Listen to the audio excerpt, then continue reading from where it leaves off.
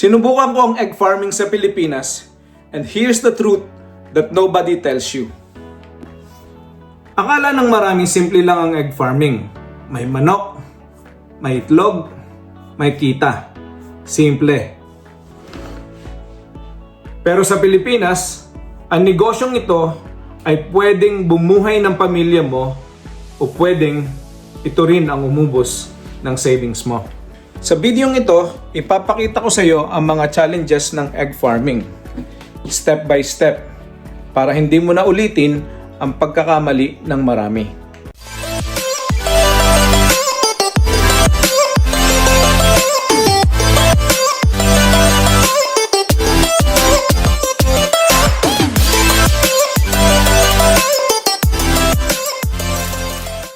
Karamihan sa mga nalulugi sa ganitong klaseng negosyo ay hindi dahil tamad sila, kundi dahil na-underestimate nila yung mga posibleng maging pagkakamali sa ganitong klaseng business.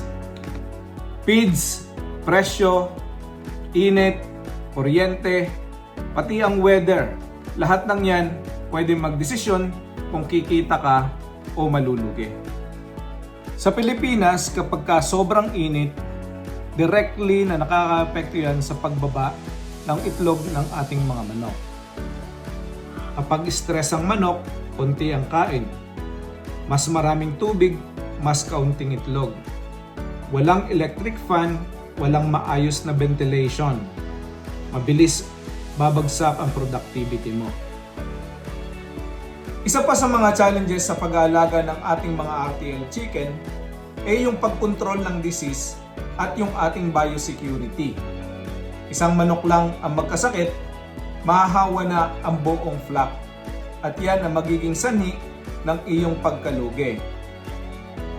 Newcastle's disease, fowl pox, lahat ng yan ay pwedeng makapekto sa iyong farm. Maraming beginners ang nag-skip ng biosecurity kasi akala nila magastos. Pero mas magastos kapag tumama na ang sakit. So paano natin may iwasan ang lahat ng ito? Unang-una, dapat meron tayong routine sa ating mga farm. Sa umaga, dapat bago tayo pumasok ng poultry, tayo'y naguhugas ng kamay at the same time, meron tayong foot bath kung saan ang tumatapak tayo doon para na sa ganon ay hindi natin madala kung anumang sakit meron tayo sa loob ng ating mga poultry. Sa umaga, meron tayong routine. So dapat sa umaga, magpapakain tayo at magpapainom ng ating mga manok. Sumunod, siyempre, meron tayong pangunguliktan ng mga itlog. Ikatatlo, ay naglilinis tayo ng ating mga kulungan. At siyempre, ang step 5 natin is yung ating record keeping. Hindi ito passive income. Kailangan mong pumasok araw-araw. Hindi stable ang presyo ng ating mga itlog. Minsan mas marami ang napuproduce pero konti lang ang kita.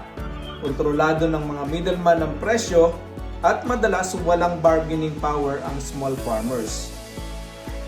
Pinakamalaking pagkakamali ay mag-umpisa ng kahit wala pang experience. Mas okay.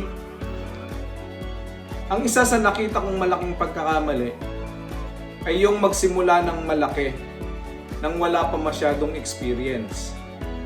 Mas maganda na magsimula ka ng maliit, makakuha ng mga experience, malaman ang ins and out ng business, at nang sa ganon, handa kang mag-expand, handa kang mag-upscale. At kung nakarating ka sa videong ito at gusto mo pa ng mas maraming mga information, mag-click ka na dito sa ating link. Suportahan ninyo ako sa ating Patreon page dahil nandun lahat yung ating mga pinag-uusapan dito. So kung gusto mo mag-survive sa ganitong klaseng negosyo, dapat meron kang disiplina. Dapat kaya mong kontrolin yung iyong feeds consumption. Kung maaari, makagamit ka ng mas natural na pamamaraan ng pagpapakain, mas maganda. Dahil diyan, makakatipid tayo ng ating mga gastusin sa feeds. Kasi 70% ng ating gastos is nasa feeds lang. Ikalawa, dapat maayos ang ating record keeping. Natatrack down natin kung magkano expenses natin, magkano ang ating mga kinikita. At syempre, dun sa mga expenses natin, marunong tayong magtipid. Hindi pwedeng palaging gastos ng gastos. Ika-4, dapat agapan natin ang mga manok na sa tingin natin ay magkakasakit na o may simptomas ng pagkakasakit. Kasi kapag hindi natin inagapan, posibleng makahawa yan sa ating mga manok. At panghuli, dapat may disiplina tayo. Sa ganitong klase ng negosyo, yung mga may discipline, nare-rewardan. At yung mga nagsushortcut, palagi yung nalulugi. So guys, hindi ako nandito para pigilan kayo sa inyong mga plano. Kayo makakapag-desisyon yan. Nandito ako para bigyan kayo ng konting gabay kung paano natin papatakbuhin ang ating farm business or kung paano tayo magsisimula ng tama sa ating pagninegosyo, lalong-lalo na sa RTL farming. Kung seryoso ka sa ganitong klase ng business, sinasabi ko sa iyo, ang unang-unang puhunan natin dito is basically yung ating knowledge, no?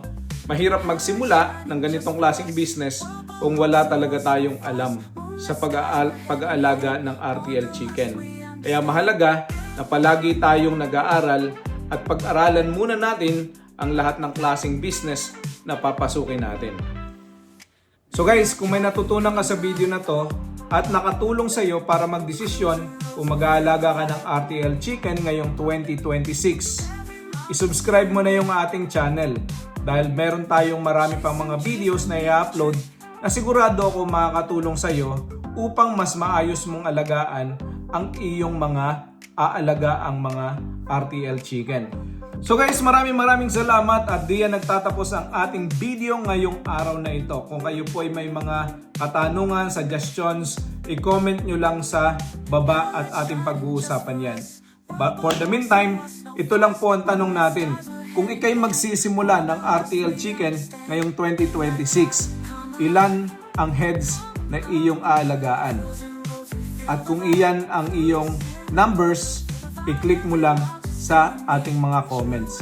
Thank you, God bless, and see you all sa susunod nating video. Bye-bye!